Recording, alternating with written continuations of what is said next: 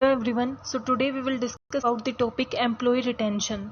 So employee retention क्या होता है? जब भी कोई ऑर्गेनाइजेशन क्या करती है, उसको एम्प्लॉयज़ की रिक्वायरमेंट होती है ताकि वो अपने काम को परफॉर्म कर सके, इफेक्टिवली और एफिशिएंट वे से वो अपने वर्क को परफॉर्म कर सके, स्मूथ वे में फंक्शनिंग कर सके, उसलिए उसे एम्प्लॉयज़ की क्या होती है, रिक्वायरमेंट होती है। और एम्प्लॉयज़ की जो रिक्वायरमेंट है वो कैसे फुलफ़िल की जाती है, हम एप्लीकेशंस देखते हैं, किस किस ने अप्लाई किया है, उसमें से बेस्ट को सेलेक्ट करते हैं। बट जो हमने सेलेक्ट किए हैं एम्प्लॉयज़ कि जो हमारी ऑर्गेनाइजेशन में एम्प्लॉय वर्क कर रहे हैं, उनका रिटेंशन भी उतना ही इम्पोर्टेंट होता है। रिटेंशन का मतलब क्या है? जो भी आपकी ऑर्गेनाइजेशन के एग्जिस्टिंग एम्प्लॉयज़ हैं, वो आपकी ऑर्गेनाइजेशन को छोड़ के ना जाएं, आपकी ऑर्गेनाइजेशन में ही बने रहें, वहीं पे लॉन्ग टाइम के लिए काम करते रहें, उसको हम क्या बोलते हैं, एम्प्लॉय रिटेंशन। अगर आपके एम्प्लॉय का टर्नओवर ज़्यादा है, यानी कि आपके जो एम्प्लॉयज़ हैं वो जल्दी जल्दी आपके ऑर्गेनाइजेशन को छोड़ के जाते हैं, सो उसका क्या है, आपका इंप्रेशन भी गलत और नेगेटिव पड़ता है। किसके बीच में? पब्लिक के बीच में। वो क्या सोचते हैं कि इस ऑर्गेनाइजेशन को जो भी ज्वाइन करता है वो जल्दी ही इसे छोड़ देता है, इसका मतलब इसमें कोई ना कोई कमी है, कोई ना कोई वीकनेस है। सो ऐसा ना हो, इसीलिए हमें क्या चाहिए होती है, एम्प्लॉय की रिटेंशन चाहिए होती है। क्योंकि अगर हमारे पास सेम एम्प्लॉयज़ रहेंगे, वही लॉन्ग टर्म के लिए काम करते रहेंगे, सो हमारी बेटर इफेक्टिव वे में हम कर सकेंगे, क्योंकि उन्हें क्या होता है, हमारी ऑर्गेनाइजेशन के बारे में अंडरस्टैंडिंग भी होती है और वो ज़्यादा अच्छे से परफॉर्म कर सकते हैं। Employ change from organisation to organisation frequently, कि एम्प्लॉयज़ क्या करते हैं, एक ऑर्गेनाइजेशन से दूसरी ऑर्गेनाइजेशन में फ्रिक्वेंटली चेंज होते रहते हैं। वो क्यों चेंज होते हैं कि जिस ऑर्गेनाइजेशन में वो करंटली वर्क कर रहे हैं, अगर उन्होंने किसी और ऑर्गेनाइजेशन में अप्लाई किया है, वहाँ पे उन्हें ज़्यादा मॉनेटरी बेनिफिट मिल रहे हैं कि उनकी सैलरी उनकी करंट सैलरी से ज़्यादा होगी, उसको ज़्यादा मीन्स आपको वर्किंग एनवायरनमेंट ज़्यादा अच्छा मिलेगा, लोकेशन ज़्यादा अच्छी मिलेगी। सो इन सब बेनिफिट्स को देख के वो क्या कर लेते हैं, एक ऑर्गेनाइजेशन से दूसरी ऑर्गेनाइजेशन में शिफ्ट हो जाते हैं, which is a big challenge for an organisation. जिस ऑर्गेनाइजेशन में वो वर्क कर रहे हैं उसके लिए ये एक बहुत बड़ा चैलेंज होता है, क्योंकि एक एम्प्लॉय जो आपकी ऑर्गेनाइजेशन में काम कर रहा है और वो आपकी ऑर्गेनाइजेशन को छोड़ के चला जाता है, सो इसका एक तो बैड आपका इंप्रेशन पड़ता है, वो तो है ही, ऊपर से आपकी जो वैकेंसी है वो भी हो जाती है। अब उसको क्या करना, उसको फुलफिल करने के लिए जो एम्प्लॉय छोड़ के गया है उसकी जगह किसी और को हमें अपॉइंट भी करना होता है, उसमें भी हमारा टाइम कंज्यूम होता है, क्योंकि हमें कंप्लीट सिलेक्शन प्रोसेस को फॉलो करना होता है। सो जो भी हमारा एम्प्लॉय शिफ्ट होते हैं एक ऑर्गेनाइजेशन से दूसरी ऑर्गेनाइजेशन में, ये एक बहुत बड़ा चैलेंज है। Organisation put various efforts to retain talented employees with in an organisation, इसीलिए हर ऑर्गेनाइजेशन अपने बहुत से एफर्ट्स लगाती है, बहुत से इंसेंटिव्स को यूज करती है, ताकि वो क्या कर सके, अपने जितने भी उनके एक टैलेंटेड एम्प्लॉयज हैं जो उनकी ऑर्गेनाइजेशन के लिए क्रूशियल हैं, बहुत इंपॉर्टेंट है, उनको रिटेन कर सके। यानी कि उनके एम्प्लॉयज कहाँ रहे, आपकी ऑर्गेनाइजेशन में ही बने रहे, आपकी ऑर्गेनाइजेशन से कहीं और शिफ्ट ना हो। Employee retention is the process of retaining talent of employees in organization to encourage them so that they stay in organization for long time or maximum period of time. So employee retention क्या है? Employee retention में वो हमारी सारी activities आती हैं, सारी initiatives आते हैं जो एक ऑर्गेनाइजेशन लेती है ताकि वो अपने टैलेंटेड एम्प्लॉयज़ को, एग्जिस्टिंग एम्प्लॉयज़ को अपनी ऑर्गेनाइजेशन में रिटेन कर सके।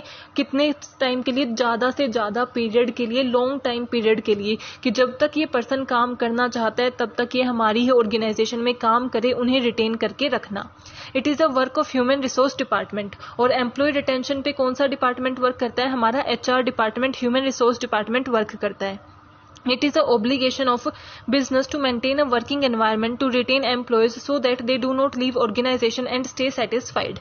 कि ये किसका काम है? हमारे HR डिपार्टमेंट का काम है कि वो जो भी हमारे एग्जिस्टिंग एम्प्लॉयज़ हैं उन्हें एक ऐसा वर्किंग एनवायरनमेंट प्रोवाइड करें कि वो उसमें इतने कंफर्टेबल हो जाएं और सेटिस्फाई हो जाएं कि वो हमारी ऑर्गेनाइजेशन को छोड़ के ना जाएं और लॉन्ग टाइम पीरियड के लिए हमारी ही ऑर्गेनाइजेशन में काम करते रहें।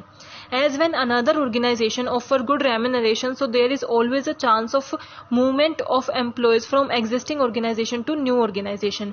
कि जब भी कोई नई ऑर्गेनाइजेशन एम्प्लॉयज़ को ज़्यादा सैलरी ऑफर करती है, ज़्यादा अच्छे इंसेंटिव्स ऑफर करती है, तो क्या करते हैं, हमारे एम्प्लॉयज़ शिफ्ट हो जाते हैं एक ऑर्गेनाइजेशन से दूसरी ऑर्गेनाइजेशन में। और इस चीज़ को अवॉइड करने के लिए हमें किस चीज़ पे फोकस करना चाहिए? एम्प्लॉय रिटेंशन पे, यानी कि ज़्यादा से ज़्यादा टाइम के लिए हमारे जो एम्प्लॉयज़ हैं, टैलेंटेड एम्प्लॉयज़ हैं, उन्हें अपनी ऑर्गेनाइजेशन में रिटेन करना।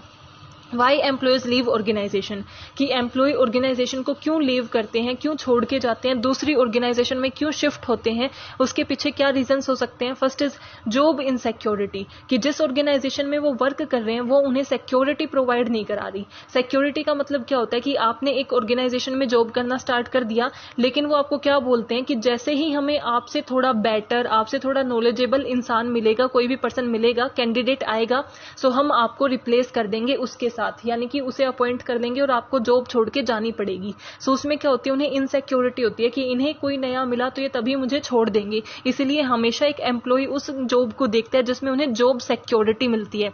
अगर जॉब की इनसिक्योरिटी है तो वो क्या करते हैं, लीव करके चले जाते हैं उस ऑर्गेनाइजेशन को, दूसरी ऑर्गेनाइजेशन में शिफ्ट हो जाते हैं जहां पे उन्हें सिक्योरिटी मिलती है।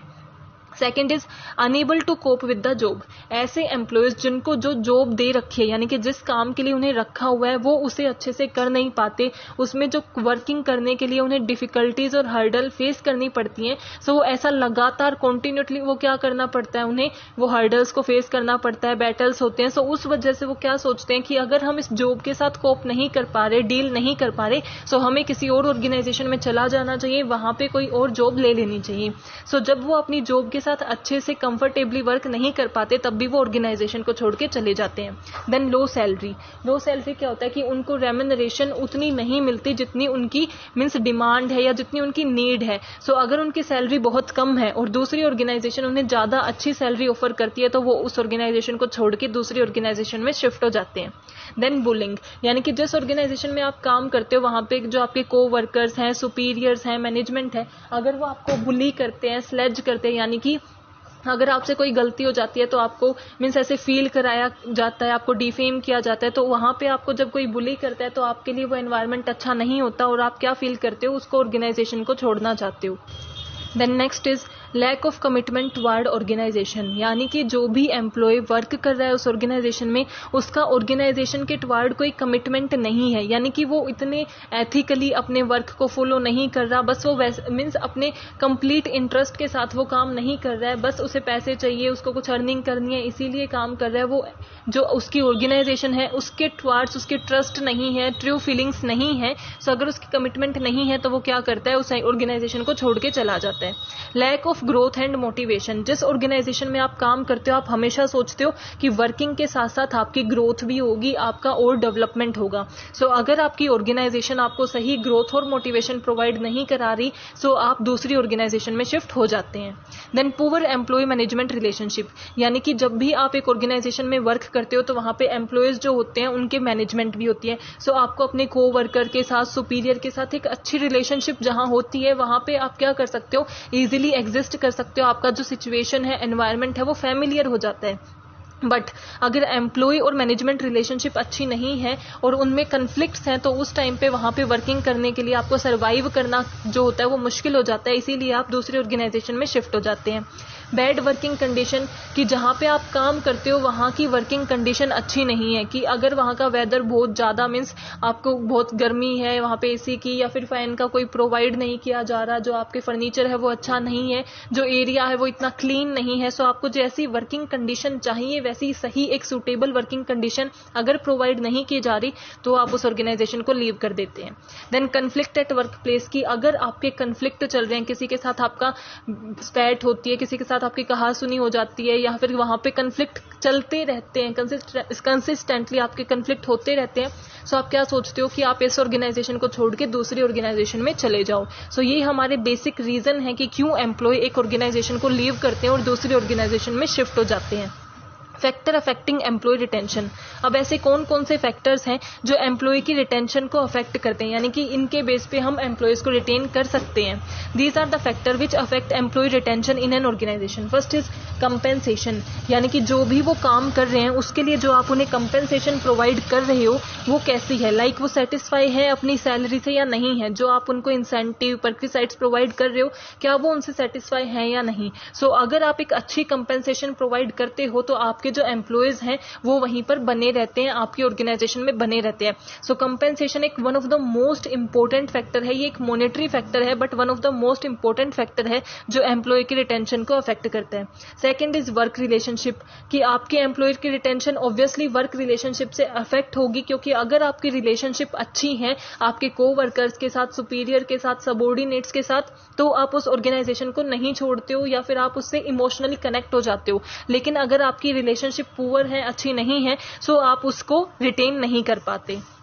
जॉब एंड वर्क लाइफ, यानी कि आप कितने अच्छे से जॉब की जो आपकी वर्क लाइफ है आप उसे कितने अच्छे से मेंटेन कर पाते हो, आपका क्या स्केड्यूल है कि आपको कितने बजे जाना होता है, कितनी वर्किंग होती है, कितना आपको फ्री टाइम मिलता है, कितना आप रिलैक्स कर पाते हो, कितना आप पे बर्डन रहता है। सो जैसी आपकी जॉब की लाइफ है, वर्क लाइफ है, वो आप कितने अच्छे से मैनेज कर पाते हो, वो कैसा ऑर्गेनाइजेशन आपको कैसी मैनेजमेंट प्रोवाइड करती है, उस बेस पे भी डिपेंड करता है कि एम्प्लॉय को रिटेन किया जा सकता है या फिर वो ऑर्गेनाइजेशन को छोड़ देंगे।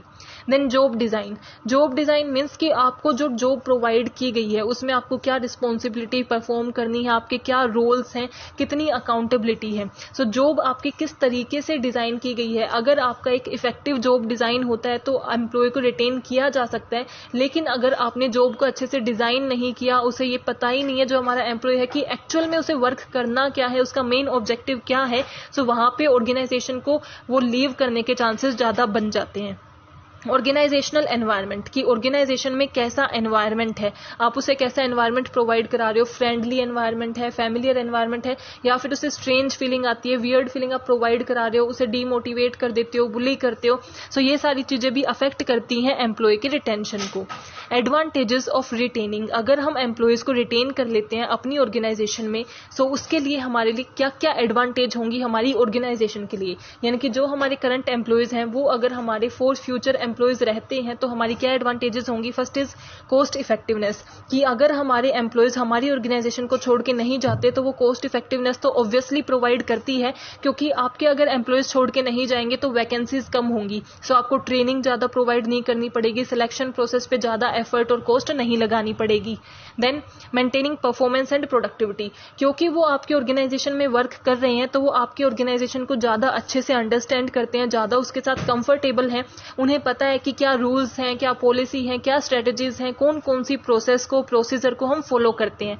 सो वो ज्यादा बेटर तरीके से अंडरस्टैंड करते हैं, इसीलिए ज्यादा अच्छी परफॉर्मेंस और प्रोडक्टिविटी हम मेंटेन कर सकते हैं अगर हम एम्प्लॉयज को रिटेन कर सकें। देन मेंटेनिंग सीक्रेट, कि अगर हमारे जो एम्प्लॉयज हैं वो ऑर्गेनाइजेशन को छोड़ के चले जाते हैं और उनके पास हमारे कुछ सीक्रेट्स हैं, हमारी ऑर्गेनाइजेशन के न्यू प्लान्स उन्हें पता है, जब वो एम्प्लॉयज थे तब उन्हें ये पता थे, तो वो क्या कर सकते हैं, दूसरों के साथ शेयर कर सकते हैं, जो हमारे लिए कंपिटिटिव एडवांटेज दूसरी ऑर्गेनाइजेशंस उठा सकती हैं। सो हमें क्या करना चाहिए, अगर हमें सीक्रेट्स को मेंटेन करना है तो उन्हें अपनी ऑर्गेनाइजेशन में रिटेन करके रखना चाहिए।